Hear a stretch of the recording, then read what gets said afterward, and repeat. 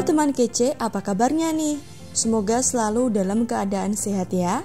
Balik lagi bersama Kak Nurul.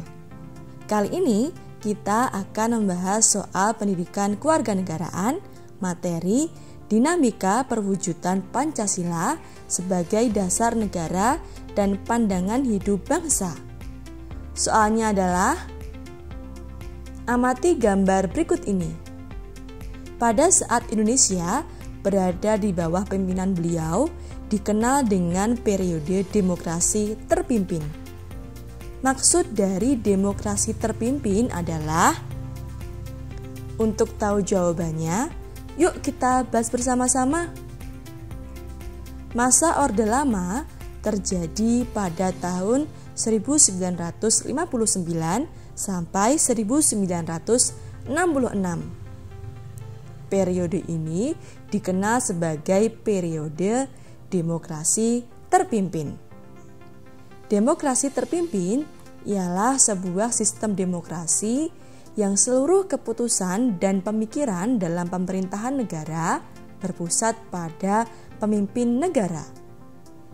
Pemimpin negara pada saat itu adalah Presiden Soekarno. Demokrasi terpimpin dicetuskan oleh Presiden Soekarno karena banyaknya gerakan separatis yang menyebabkan ketidakstabilan negara, tersendatnya pembangunan ekonomi karena seringnya terjadi pergantian kabinet, sehingga program pembangunan yang dirancang oleh kabinet tidak berjalan dengan utuh, serta badan konstituante yang gagal menjalankan tugasnya untuk menyusun UUD.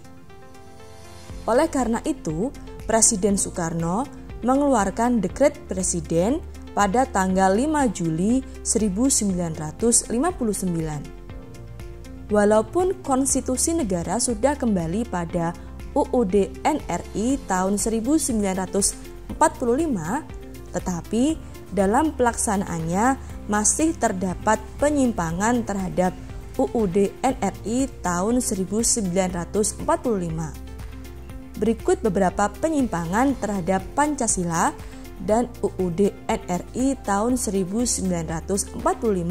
Antara lain, pertama, Presiden Soekarno ditetapkan sebagai presiden seumur hidup berdasarkan TAP MPRS nomor 20/1963 yang menyebabkan kekuasaan presiden semakin besar dan tidak terbatas.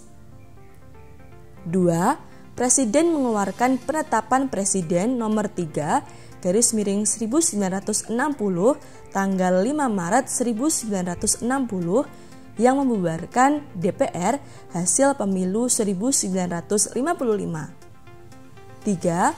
Presiden membentuk MPRS yang anggota-anggotanya terdiri atas anggota DPR GR, utusan daerah, dan utusan golongan yang semuanya diangkat serta diberhentikan oleh Presiden.